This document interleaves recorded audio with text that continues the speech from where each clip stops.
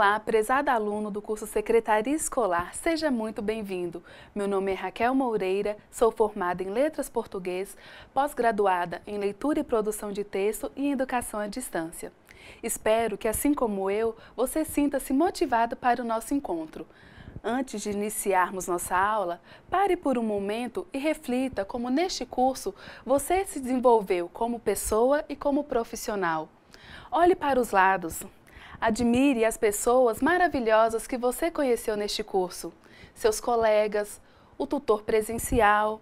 Não podemos nos esquecer também da equipe que, mesmo à distância, te acompanhou nessa caminhada, o tutor à distância e os professores.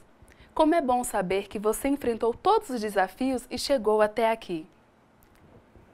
Nesta aula, trabalharemos a segunda parte da disciplina Técnica de Redação em Arquivo. Na aula 1, você estudou com a professora Sandra a linguagem e a interação, interação comunicativa com o outro, regras da escrita e noções de documentação e arquivo. Agora, vamos dar sequência no caderno didático e abordar os seguintes assuntos. Onde arquivar os documentos? Atitudes no contexto de trabalho e ética profissional, contexto de trabalho e papéis sociais e escrituração escolar, gêneros textuais administrativos. Sugiro que tenha papel e caneta em mãos para anotar as dúvidas e depois poste-as no fórum Tira Dúvidas. Lembre-se que esclarecer as dúvidas é fundamental para o aprendizado.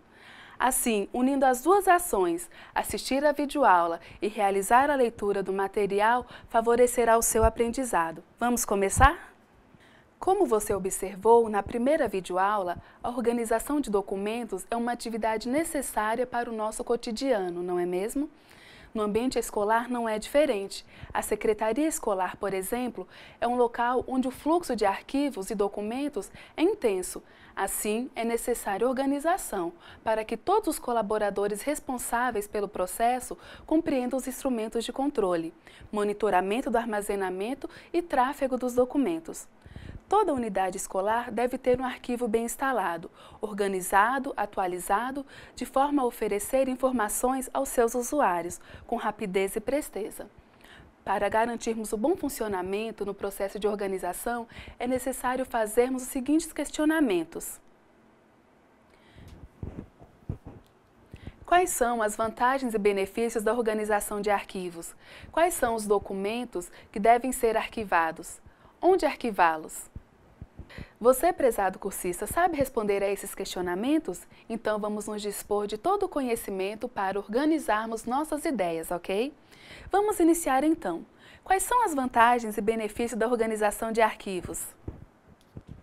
Sistema de identificação, padronização dos métodos de arquivamento, comodidade e agilidade nas consultas dos documentos, sigilo das informações, segurança e preservação dos documentos. Redução dos custos com a administração e manutenção do acervo, eliminação das dificuldades para gerenciamento e manutenção dos arquivos, descarte de documentos expirados ou desnecessários. Tenho certeza que você, querido aluno, recordou ao menos um dos itens que foram citados. Então vamos dar sequência. A respeito do arquivamento, quais documentos devem ser arquivados? Toda a legislação publicada e que tenha interferência no ensino oferecido pela instituição de ensino, pastas individuais dos alunos, professores e funcionários, livros de escrituração escolar. E qual é o local mais adequado para arquivar os documentos? Existem vários locais próprios para se arquivar documentos, que vai desde pastas, depósitos, fichários a arquivos digitais. Cabe a quem atua nessa área conhecer qual o melhor procedimento de arquivamento para cada caso. Ao organizar os arquivos, temos que ter em mente sempre alguns princípios básicos, como segurança, previsão, simplicidade, acesso e flexibilidade. É imprescindível que um arquivo esteja bem organizado, de forma segura, simples, funcional e de fácil compreensão. Imagine só, você ter que procurar um documento em um arquivo como este. Não tem condições, não é mesmo? Mas é preciso também que sejamos flexíveis com esse procedimento, pois com o tempo o número de documentos aumenta e se deve ter maior critério ao se arquivar qualquer tipo de documento. A respeito das técnicas de arquivamento, os elementos básicos são a classificação e a codificação. Inicialmente, precisa-se considerar o que será arquivado, de forma a beneficiar o maior resultado e a eficiência do trabalho e a organização interna de uma instituição de ensino. Arquivar documento é um processo que exige conhecimento e técnica, e para facilitar essa ação, existem alguns métodos de arquivamento. Por exemplo, método alfabético, numérico, alfanumérico. O método alfabético é usado em ordem crescente, de A a Z. É o método mais simples, prático, rápido e fácil. É muito usado nas escolas. Essa ordem alfabética pode ser de nome de pessoas, nome de empresas ou razões sociais. Vamos treinar? Diga qual é a ordem alfabética desses nomes.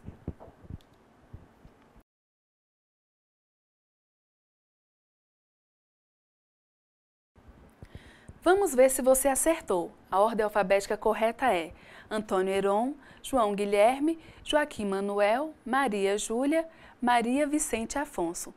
Como foi mencionado, o método alfabético é muito prático. Contudo, erros de arquivamento tendem a predominar quando o número de documentos é muito grande. Isso se deve ao cansaço visual e à variedade da grafia de nomes.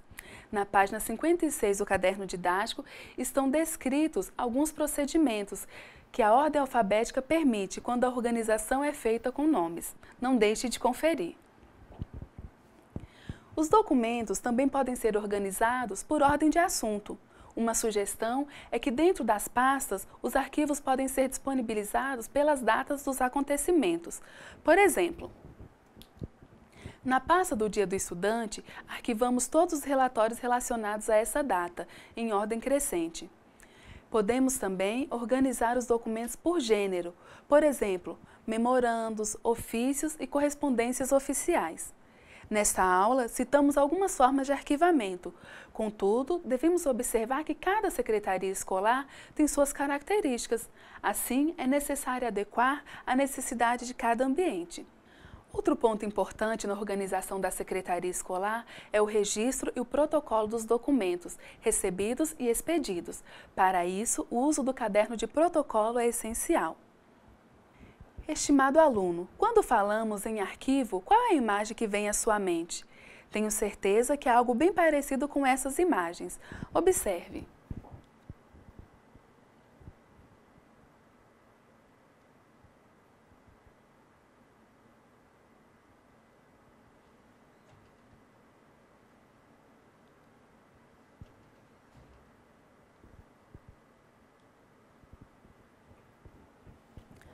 Contudo, estamos vivendo um momento de transição.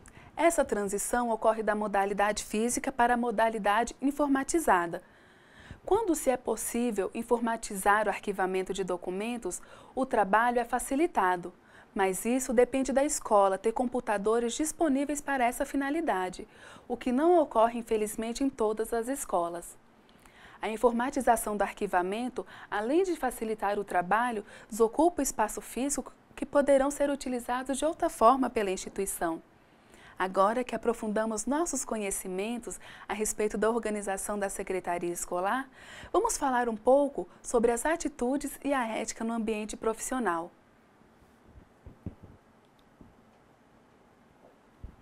Atitudes no contexto de trabalho e ética profissional. Para se comportar adequadamente no ambiente de trabalho, não basta apenas ter uma boa formação técnica. Precisamos manter uma boa relação interpessoal. Para isso, é necessário manter a discrição, sempre respeitar as pessoas e as normas estabelecidas. Os preceitos da ética no cumprimento de suas funções e nas tarefas do dia a dia também devem ser observados. Ouvir o colega, conferir os serviços realizados, não concordar com a saída de documentos da secretaria escolar sem acompanhamento e manter sigilo das informações que tem conhecimento. Lembre-se, a ética cabe em todo lugar. Mas você sabe o que é ética? E o que é ética profissional?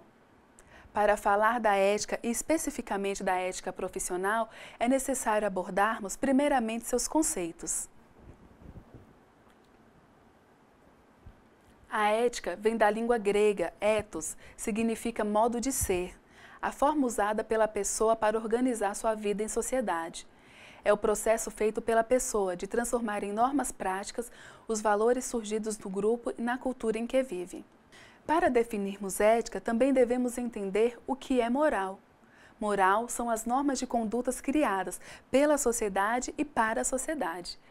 A ética é a reflexão das normas. Passaremos a estudar alguns textos com o intuito de clarear a nossa visão sobre esse assunto. Observe a frase de Kant sobre ética. Age de maneira que possas querer que o motivo que te levou a agir se torne uma lei universal. Tendo como centro a consciência moral, que são as normas que deveremos seguir, observamos que ela é de foro íntimo e intransferível, ou seja, o dever ético apela para o pessoal, individual. O filósofo Hegel entende que o Estado é a realidade efetiva da ideia ética e que a liberdade acontece eticamente dentro das instituições históricas e sociais, como na família, na sociedade e no Estado. E você, prezado cursista, entende que temos hoje problemas éticos em casa, no trabalho, na sociedade de forma em geral? Essas questões não devem ser deixadas de lado. Como profissional e como cidadão, temos que ter consciência e agirmos de forma ética em todos os ambientes. Por exemplo, no curso de secretaria escolar, não é uma atitude ética copiar a atividade do colega, os capítulos do memorial ou assinar a lista de presença para um colega que não está presente. Você sabia que existe o Código de Ética do Secretário? Ele aborda os princípios fundamentais, os direitos, deveres, sigilo profissional e outros direcionamentos para a atuação profissional do secretário. Faça uma pesquisa e conheça o Código de Ética do Secretário. É importante para a sua formação. Prezado aluno, como não é possível listarmos todos os princípios éticos profissionais, citaremos alguns exemplos para refletirmos. São eles: respeito à profissão, ser pontual com horários e eficiente ao realizar as tarefas que lhe forem confiadas, manter sigilo profissional, cumprir com as obrigações de forma honrada e correta, reconhecer suas limitações, mas sempre buscando superá-las, zelar pelo patrimônio da instituição, zelar pelas normas e procedimentos institucionais e não se omitir. A atitude ética é essencial para convivermos em harmonia com as pessoas. Como sabemos, a escola é uma instituição e precisa de pessoas para existir. Tratamos aqui de linguagem de interação, de documentos, do modo de arquivá-los, também de alguns papéis sociais que são importantes para o bom funcionamento da escola. Ela é uma instituição social que tem por finalidade oferecer a educação formal. Assim, surgem vários trabalhos desempenhados por profissionais multidisciplinares. Normalmente, a direção de uma escola é composta por 5 papéis sociais: o diretor, o vice-diretor, o assistente pedagógico, o assistente administrativo e o secretário escolar. Neste momento, vale ressaltar algo que você estudou na disciplina Funcionários de Escola. Você aprendeu que, como todos os profissionais da escola estão lidando com pessoas em processo de formação, estes profissionais também são educadores. Estamos preparados, então, para falar de algum desses papéis sociais. Vamos iniciar pelo encarregado administrativo. Esse profissional faz parte do quadro de servidores de cargo de confiança. Na ausência do diretor e vice-diretor, é o encarregado administrativo que assume a direção. Sua principal atribuição é o de cuidar dos serviços ligados ao quadro de pessoal da escola. As principais funções do encarregado administrativo são: fazer o controle de frequência, atestado médico, abonos, licença gestante e outras licenças. Fazer o controle do percentual de professores que têm direito a tirar licença-prêmio, fazer o controle de gratificação e cuidar do patrimônio da escola. Dá para perceber que as atribuições deste profissional são extremamente importantes, pois são ligadas ao funcionamento estrutural da escola. Como falamos, todos os profissionais envolvidos na escola carregam consigo a tarefa de educar. Não é diferente com o secretário e seus auxiliares. Porém, algumas atribuições são restritas a esse profissional. assessorar o diretor da escola, cuidar da vida escolar do aluno, coordenar, planejar, controlar e supervisionar as atividades da secretaria, identificar a documentação da escola, prestar atendimento e informações a pais e alunos, manter sigilo das informações, manter atualizados todos os livros da secretaria, organizar e atualizar arquivos. Elaborar redação pertinente à escola, instituir e encaminhar processos relacionados à secretaria, orientar professores quanto ao preenchimento do diário de classe, supervisionar a entrada e saída de documentos, acompanhar lançamentos, dimensões, conceitos ou notas, dias letivos e frequência. Essas atribuições se devem ao fato que há trabalhos que são específicos para o secretário escolar. Por exemplo, abertura e encerramento do ano e semestre letivo, expedição de registro de diplomas e certificados, matrículas de alunos, incineração de documentos, levantamento de informação para o censo escolar, organização de documentos para nomeação e exoneração de servidores, frequência de alunos às aulas, recebimento e expedição de transferência de alunos, entre outros serviços.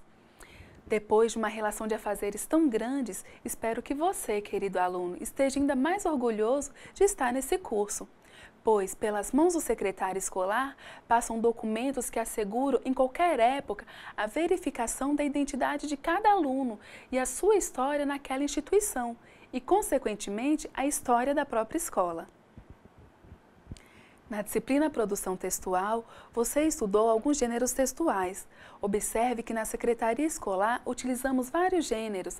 Eles são chamados de gêneros textuais administrativos, burocráticos ou institucionais. Esses gêneros textuais são os documentos gerados por instituições públicas ou privadas no desempenho de suas atividades em determinados contextos. Podemos dar, por exemplo, em bancos, os cheques, no comércio, as cartas comerciais, nas instituições públicas, os memorandos. Nosso objetivo agora é entender os gêneros textuais administrativos da escola e como produzi-los conforme seus usos.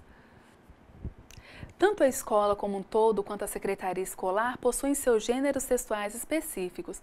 Por exemplo, o professor trabalha com diário de classe, a secretaria escolar com ata, ficha, certificado, histórico escolar, declaração, entre outros documentos. Estes documentos têm apresentações e finalidades específicas e como principal função a comunicação entre as pessoas. Você já teve oportunidade de verificar o seu histórico escolar? Nele consta toda a sua trajetória de estudos. Então, você está diante de um gênero textual da linguagem escrita que tem como finalidade social a história escolar de uma pessoa, nesse caso, a sua história escolar. Ficou curioso?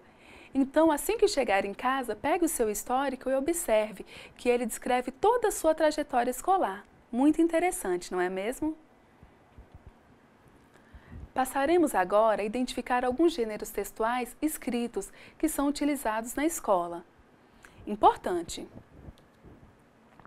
Os gêneros textuais escritos e que são utilizados na escola são chamados também de escrituração escolar.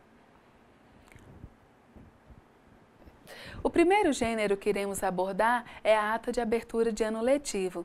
A finalidade dela é registrar o início do ano letivo.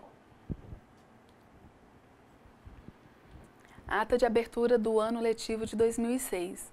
Aos 27 dias do mês de fevereiro do ano de 2006, de acordo com o calendário escolar, aprovado pelo parecer número 6, de 21 de agosto do ano de 2000, que determina a oferta de 200 dias letivos para o corrente ano. Iniciaram-se as atividades do ano letivo de 2006, com a adoção de grade curricular aprovada pelo parecer número 8 do ano de 2000. A instituição de ensino funcionará no corrente ano letivo no ensino fundamental, segunda fase, de 5ª a 8ª série. Nada mais tendo a relatar, eu, Maria da Glória Campos Peixoto, secretária, lavrarei a presente ata que será assinada por mim e pelo diretor dessa instituição de ensino. São Pedro, 28 de fevereiro de 2006. Assinam o diretor e a secretária. O termo de investidura também é um documento muito utilizado no ambiente escolar. Termo de investidura do diretor. Aos 12 dias do mês de fevereiro do ano de 2006, a senhora Júlia Cardoso de Lima, natural de Brasília, DF, registro profissional número 432.758, carteira de identidade número 148.567, SSP, DF, 27 de abril de 1985, assume a função de diretora do Centro de Ensino Fundamental Anísio Teixeira, para a qual foi nomeada, por meio de ato de nomeação número 8, de 26 de janeiro de 2006, publicado no Diário Oficial da União, número 0056, de 17 de janeiro de 2006. Brasília DF, 12 de fevereiro de 2006, carimbo e assinatura da autoridade competente, carimbo e assinatura do empossado. O caderno didático registra outros modelos de gêneros utilizados na secretaria escolar. São eles: ata de encerramento do ano letivo, termo de abertura e encerramento de registro de investiduras e exonerações, termo de investidura e exoneração do diretor, vice-diretor e secretário.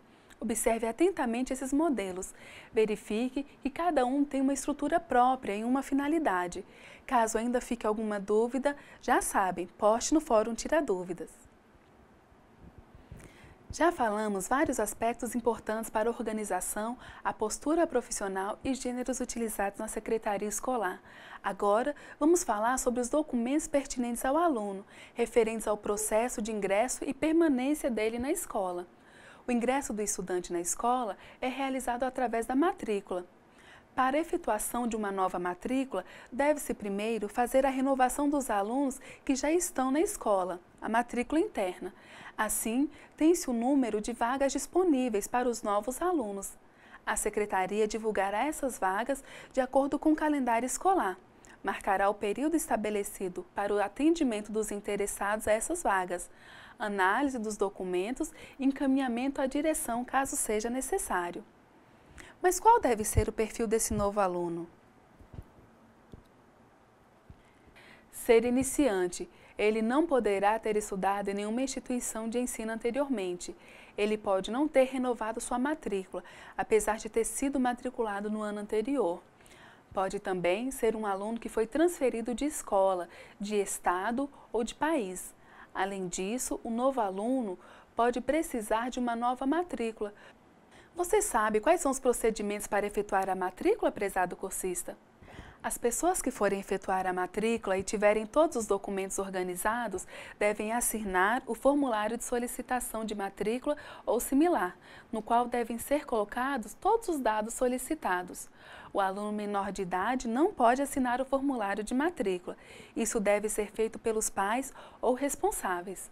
O secretário deve solicitar e identificar fotografias do aluno, escrever o nome e a série no verso e grampear as fotos na solicitação de matrícula, declaração provisória para a matrícula ou histórico escolar e ficha individual e girar a pasta individual para cada aluno com estes documentos.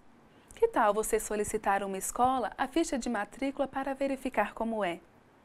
Quando os documentos obrigatórios não forem apresentados, recorra às leis federais, estaduais ou municipais, do Conselho de Educação ou Câmara de Educação Básica, ou se informe com as pessoas experientes para conhecer quais procedimentos devem ser adotados. Todo ano ou semestre é realizada a renovação de matrícula dos alunos que já estão na escola e a instituição de ensino tem o dever de assegurar as vagas, inclusive daqueles que estão em atividade de recuperação. Para a realização da renovação de matrícula, alguns procedimentos devem ser organizados pelo secretário escolar e sua equipe, que são: divulgar com antecedência informações sobre o período e normas, compor as novas turmas, preparar as listas de matrícula por série, modalidade, turma e turno, exigir declaração dos pais ou do responsável para efetuar a renovação da matrícula e, após a renovação, apurar o número de vagas disponíveis para as matrículas novas. Quando o aluno não tem interesse em permanecer na mesma escola, acarreta a transferência. Para a realização da transferência, a secretaria escolar, após receber a solicitação do interessado, deve preparar o histórico, o que é o principal documento desse processo. A transferência do aluno pode ocorrer em 2 momentos. Durante o ano letivo, neste período, o solicitante levará o original do histórico e a ficha individual. E no final do ano letivo, quando o interessado levará o histórico escolar com cópia. Em ambos os casos, peço o recibo destes documentos. Essas cópias serão arquivadas na pasta individual do aluno. O secretário deverá também registrar a transferência do aluno no diário de classe e avisar aos professores da turma sobre o ocorrido. Agora imaginem a seguinte situação. Um estudante do ensino médio pede transferência de escola no mês de agosto e se matricula numa instituição que há o ensino da língua espanhola. Mas na escola anterior não havia essa disciplina.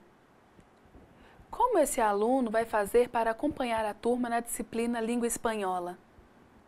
Esse aluno passará por uma adaptação.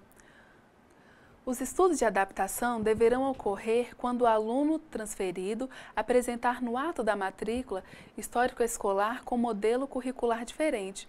Os estudos de adaptação, feitos sob a orientação dos núcleos pedagógico e administrativo, têm por finalidade a complementação de carga horária e/ou componentes curriculares ausentes, visando o ajustamento necessário ao novo modelo curricular.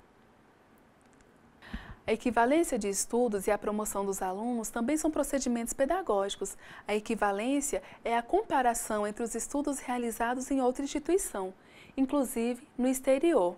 Para esse processo são necessários histórico escolar, currículo, boletim e certificado com o visto do consulado expedido pela Embaixada do Brasil, no país de origem ou pelo Itamaraty. É de competência da direção considerar a equivalência dos diferentes níveis. Já a promoção do aluno ocorre quando o professor percebe em determinado aluno habilidades e conhecimentos além da série em que ele está cursando. Ele pode solicitar ao conselho de classe ou à comissão de professores a realização de avaliação, com o intuito de promover o aluno às séries seguintes. A dispensa de educação física também é um procedimento muito importante na escola. Ele é amparado pela Lei 7.692/1988.